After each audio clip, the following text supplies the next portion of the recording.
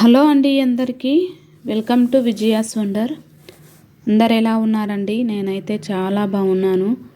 మీరందరు ఎలా ఉన్నారో నాకైతే కామెంట్ సెక్షన్లో కామెంట్ చేయండి. ఈరోజు వీడియోలోకైతే మనం వెళ్ళిపోదామండి. ఈరోజు వీడియో ఏమిటంటే 2 ఫ్యామిలీస్ గురించి మనం ఈరోజు వీడియోలో తెలుసుకుందామండి. ప్రతి ఫ్యామిలీ వెనుక ఒక వైఫ్ ఉంటుందండి. ఆ ఫ్యామిలీ బాగుండాలన్నా లేదంటే చెడిపోవాలన్నా ఒక వైఫ్ ఉండాలి అని అంటారు. కానీ నేనైతే ప్రతి ఫ్యామిలీ వెనుక ఒక కుటుంబం ఉండాలి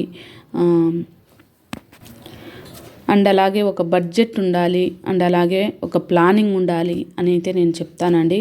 ఇంట్లో వైఫ్ ఒక్కతే ఉండడము, హస్బెండ్ ఉండకపోవడము ప్లానింగ్గా, ఇలా కాకుండా ఫ్యామిలీ మొత్తము కూర్చొని మాట్లాడుకొని ఆలోచన చేసుకొని అందరూ కలిసి మనం అంటూ ఏదో ఒక పని చేయాలి అని నిర్ణయం తీసుకున్న ఫ్యామిలీ ఎప్పటికైనా బాగుంటుందండి. ఎవరిష్టం కొద్దీ వాళ్ళు ఒకరికి తెలియకుండా ఒకరు డబ్బులు ఖర్చు పెట్టడం అలా కాకుండా ఒక్క రూపాయి ఖర్చు పెట్టినా అందరికీ దాని యొక్క ఏమంటారు ఆ ఖర్చు ఎందుకు పెట్టాము అని ఎక్స్ప్లెయిన్ చేసే విధంగా మనం ఉండాలండి.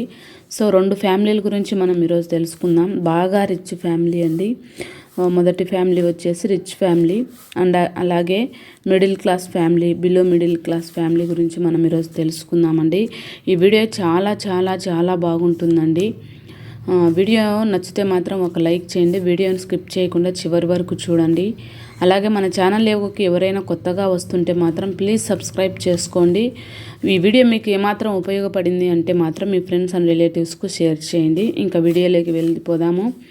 Rich family and middle class family, below middle class family గురించి మనం తెలుసుకుందామండి. మొదటిగా వచ్చేసి రిచ్ ఫ్యామిలీ గురించి మనం తెలుసుకుందాం. ఇంట్లో ఒకరు మాత్రమే పనిచేస్తారండి. సో ఎగ్జాంపుల్గా ఇంట్లో ఒక భార్య, 2 పిల్లలు, అలాగే అమ్మ నాన్న అండ్ అలాగే తను, మొత్తం ఎంతమంది 4, 5, 6 మంది ఉన్నారనుకోండి. భార్య, 2 పిల్లలు, అమ్మ నాన్న, తను, మొత్తం 6 మెంబర్స్ ఉన్నారనుకోండి. 6 మెంబర్స్లో ఒక్కరు మాత్రమే పని చేస్తారు, ఒక్కరు మాత్రమే వర్క్ చేస్తారు. ఇంకా అలాగే రెండవదిగా వచ్చేసి వీళ్ళు బాగా బ్రాండెడ్ ఐటమ్స్ మాత్రమే ఇష్టపడతారు. అంటే వీళ్ళు రిచ్ అనే బ్రాండ్ తగిలించుకున్నారు కదా. సో అందుకని వాళ్ళు వేసుకునే బట్టలు, వాళ్ళు ధరించే వాళ్ళు వాడే మొబైల్ ఫోన్లు, చెప్పులు, ఇంకా చెప్పుకుంటూ పోతే వాళ్ళు తినే ఫుడ్ కూడా బ్రాండెడ్గానే ఇష్టపడతారండి. సో చిన్న చిన్న షాప్లలో అయితే వీళ్ళు తెచ్చుకోరు, పెద్ద పెద్ద సూపర్ మార్కెట్లలోకి వెళ్ళి తెచ్చుకుంటారు. సో వీళ్ళైతే బ్రాండెడ్ ఐటమ్సే, పని చేసేది మాత్రం ఒక్కరు, ఇంట్లో అందరూ బ్రాండెడ్ ఐటమ్సే. ఇంకా అలాగే మూడవది వచ్చేసి ఇంటర్నెట్కు ఎక్కువగా కనెక్ట్ అయి ఉంటారండి. సో సోషల్ మీడియా, ఇంకా అలాగే ఆన్లైన్ షాపింగు. ఇంటర్నెట్కు ఎక్కువగా కనెక్ట్ అవుతే ఏమవుతుంది, మనకు ఇంటర్నెట్కు కనెక్ట్ అయితే వాటిలో ఉన్న వాటన్నిటిని మనం తీసుకోవాలనిపిస్తుంది. వాళ్ళు కడాయి చూపిస్తారు, ఆడవాళ్ళకైతే మంచి బట్టలు చూపిస్తారు, మంచి వాచీలు చూపిస్తారు, ఇంకా అదేవిధంగా మంచి కారు చూపిస్తారు. ఇలా వాళ్ళు ఇంటర్నెట్కు మనం కనెక్ట్ అయ్యి, సోషల్ మీడియాకి కనెక్ట్ అయితే వాళ్ళు వేసుకునే మంచి మంచి చీరలు మనకు వేసుకోవాలనిపిస్తుంది. వాళ్ళంటే ఏదో ప్రమోషన్స్ కోసం చేస్తారు, మనం మాత్రము మంచి ఫుడ్డు, ఈ ఇండ్లు నీట్గా పెట్టుకోవడం కోసం, పూజలు అలా చేయాలా ఇలా చేయాలని చెప్పడం. సో ఇవన్నీ మనం సోషల్ మీడియాకు, ఇంటర్నెట్కు దగ్గరగా ఉండడం వలన మనకి ఇష్టమవుతుంది. ఇంకా అదేవిధంగా ఆన్లైన్లో షాపింగ్ చేయడం వలన మనము అనవసరంగా డబ్బులు ఖర్చు చేయడం, అవసరమై లేకపోయినా బట్టలు కొనడం, అవసరం లేకపోయినా వస్తువులు కొనడం. సో ఇలా మనం చేస్తాం, ఇలా అయిపోతాం. ఇంకా తర్వాత 4th వన్ వచ్చేసి 50,000 శాలరీలో నుంచి 25,000 రూపాయలు హౌస్ వైఫ్కి ఇచ్చి ఇంకా 25,000 రూపాయలు ఆయన తీసుకొని ఒకరికి తెలియకుండా ఒకరు మొత్తం సేవింగ్స్ ఏం లేకుండా ఖర్చు చేసేస్తారు. ఒకరికి తెలియకుండా ఒకరు మొత్తం సేవింగ్స్ ఏం లేకుండా ఖర్చు చేస్తారు. 25,000లో ఈయన ఇంటి సరుకులు, ఇంకా అదేవిధంగా హౌస్ రెంటు, ఇలా ఆయన ఖర్చు పెట్టి ఇంట్లోకి ఆయనకు ఏవైనా స్పెషల్ ఖర్చులు ఉంటే అవి ఖర్చు పెట్టేసుకుంటాడు. ఇంకా హౌస్కి ఇచ్చినటువంటి దీంట్లోంచి ఇంట్లో పిల్లలకి ఫీజులు, ఇంకా అదేవిధంగా తనకు పిల్లలకి బట్టలు, ఇంకా సోషల్ మీడియాకి అట్లా అడిక్ట్ అయిపోయింది కదా. సో తనకు నచ్చిన ప్రతి వస్తువును కొనడం మొదలు పెడుతుంది. ఇంకా అనవసరమైన వస్తువులు కొని మొత్తం డబ్బులు అయిపోవడమే కాకుండా అది చాలక మళ్ళీ అప్పు కూడా తీసుకొని వాళ్ళ కోరికలను ఇష్టాలను తీర్చుకుంటారు. ఎవరు బాగా రిచ్ ఫ్యామిలీస్ వాళ్ళు. సో 5వది వచ్చేసి ప్లానింగ్ లేకుండా డబ్బులను ఖర్చు చేస్తారు. ఎటువంటి ప్లానింగ్ ఉండదు. మాకు 50,000 రూపాయల డబ్బులు వచ్చింది, 50,000లో నుంచి మేము ఎంత సేవింగ్స్ చేయాలి, ఎంత ఖర్చు పెట్టాలి, ఎంత పిల్లల చదువులకు పెట్టాలి అని ఎటువంటి ట్యాబ్లెట్స్కి ఎంత, లైఫ్ ఇన్సూరెన్స్కి ఎంత, ఇట్లా ఏం బడ్జెట్ ఏముండదు. కనీసం ఖర్చు పెట్టిన డబ్బులను కూడా రాయరండి. సో ఇలా ప్లానింగ్ ఏం లేకుండా రిచ్ ఫ్యామిలీస్ వాళ్ళు ఉంటారు. మొదటి వాళ్ళు వచ్చేసి. ఇక రెండవ వాళ్ళు వచ్చేసి middle class family and below middle class family గురించి మనం తెలుసుకుందాం. ఇంకా వీళ్ళు వచ్చేసి ఇంట్లో అందరూ ఏదో ఒక పని చేస్తూ ఉంటారు. వీళ్ళు కూడా 6 మెంబర్స్, తన భార్య, 2 పిల్లలు, ఇంకా అలాగే వాళ్ళ మమ్మీ డాడీ పేరెంట్స్ ఇద్దరు. సో మొత్తం 6 మెంబర్స్ ఉంటారు. ఇంట్లో అందరూ ఏదో ఒక పని చేస్తూ ఉంటారు. ఉదాహరణకు వైఫ్ ఉందనుకోండి, తను ట్యూషన్ చెప్పుకొని 2,000 రూపాయలు తీసుకుంటుంది. లేదంటే టైలరింగ్ చేస్తుంది. టైలరింగ్ చేసి తను కూడా ఎంతో కొంత డబ్బులను అయితే తీసుకుంటుంది. టైలరింగ్లో ఇప్పుడు చాలా మంచి అమౌంట్ ఉందండి. సో ఏదో ఒక పని తప్పకుండా చేస్తుంది. చదువుకొని ఉంటే ట్యూషన్, చదువు రాకపోతే టైలరింగ్. మదర్ వచ్చేసి ఇంట్లోనే ఆర్గానిక్ హోమ్మేడ్ పిండి వంటలను, అదేవిధంగా కూరగాయలను పెంచి డబ్బులు సంపాదిస్తుంది.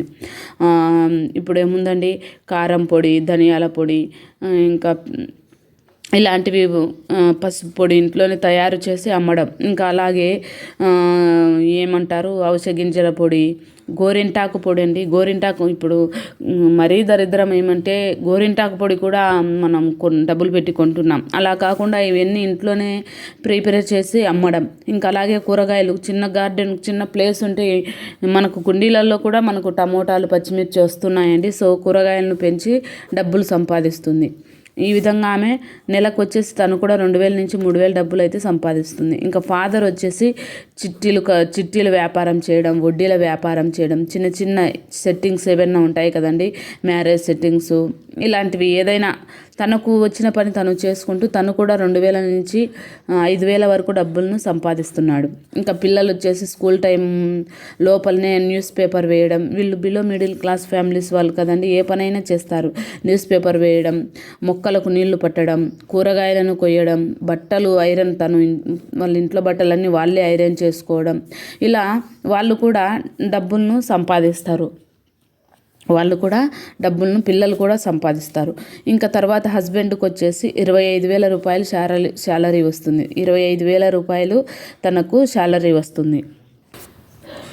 ఈ 25,000 రూపాయల శాలరీలో నుంచి ఇంట్లో సగం ఇచ్చి, సగంలో మళ్ళీ సేవింగ్స్ చేసి, ఇంట్లో ఇచ్చిన డబ్బుని సగం అంటే 12,500 అవుతుందండి.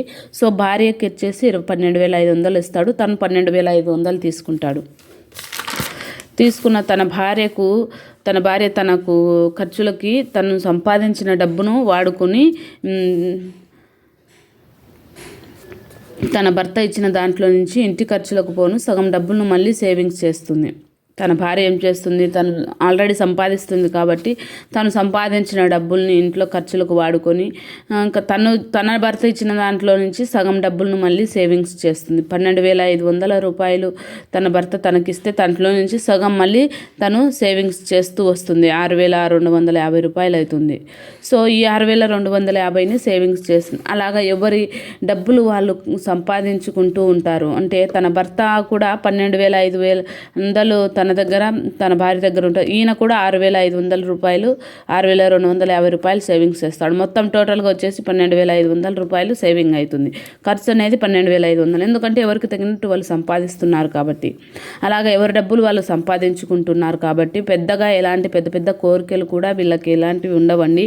బ్యాడ్ హ్యాబిట్స్ కూడా ఏమి ఉండవు. ఉండేది వాళ్ళకు ఫ్యామిలీతో కలిసి సరదాగా 1 గంట సాయంత్రం ఒక సినిమా చూడాలి, అందరం కలిసి భోజనం చేయాలి అని తప్ప ఎటువంటి కోరికలు, బ్యాడ్ హ్యాబిట్స్ ఉండవు. సో 50,000 రూపాయలు తీసుకున్న వ్యక్తి ఎక్కువ ఖర్చు పెట్టి అప్పు చేశాడు. తన జీతం సరిపోక అతను అప్పుల పాలయ్యాడు. చివరికి చేతిలో చిల్లిగవ్వ కూడా లేకుండా, పిల్లలకి ఎలాంటి సేవింగ్స్ చేయకుండా, భార్యకు ఎటువంటి భరోసా అంటే హెల్త్ ఇన్సూరెన్స్ కానీ, లైఫ్ ఇన్సూరెన్స్ కానీ, గోల్డ్ తీసి పెట్టడం కానీ లేకుండా రిటైర్డ్ అయ్యాడు. మొత్తం అప్పులతోనే రిటైర్డ్ అయ్యాడు. కానీ ఈ బిలో మిడిల్ క్లాస్ ఫ్యామిలీ మాత్రం తను రిటైర్డ్ అయ్యేసరికి తన జీతంలోనే ఫ్యామిలీ మొత్తం సెట్ అయిపోయింది. పిల్లలకి మంచి జాబ్స్, చదువులు అయిపోయి మంచి జాబ్స్, భార్యకి ఎక్కువగా బంగారం కొనేయడం, అందరూ కలిసి ఉండడానికి ఒక ఓన్ హౌస్, బ్యాంక్లో ఫిక్స్డ్, అదేవిధంగా లైఫ్ ఇన్సూరెన్స్, హెల్త్ ఇన్సూరెన్స్ తన తల్లిదండ్రులకు, ఇంకా పాప మ్యారేజ్ కోసం ఒక్కొక్కటిగా చిన్నగా పోగు చేసి పెట్టింది భార్య బంగారాన్ని.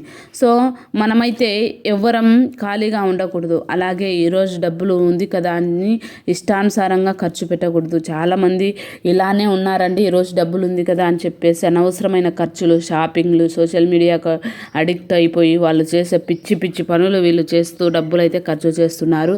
సో ఖర్చు పెడితే మిగిలేది అప్పే తప్ప ఎటువంటి అది మిగలదు. కాబట్టి సో మనం ఇంట్లో ఎంతమంది ఉంటే అంతమంది ఏదో ఒక పని చేస్తూ ఎంతో కొంత సంపాదిస్తూ మనం కూడా మన కుటుంబాన్ని బిలో మిడిల్ క్లాస్ ఫ్యామిలీ నుంచి మనం రిచ్గా చేసుకుందాం. రిచ్ ఫ్యామిలీ వాళ్ళేమో బిలో మిడిల్ క్లాస్ అయిపోయారు, అప్పుల పాలయ్యారండి. సో ఈరోజు వీడియో అయితే ఇదేనండి. ఈ రెండు ఫ్యామిలీ గురించి నేను మీకు ఎక్స్ప్లెయిన్ చేశాను. ఇందులో మీరు ఎలాంటి ఫ్యామిలీకి చెందిన వాళ్ళు అనేది నాకు మాత్రం తప్పకుండా కామెంట్ చేయండి. మరొక మంచి వీడియోతో మళ్ళీ కలుద్దాం. Bye friends.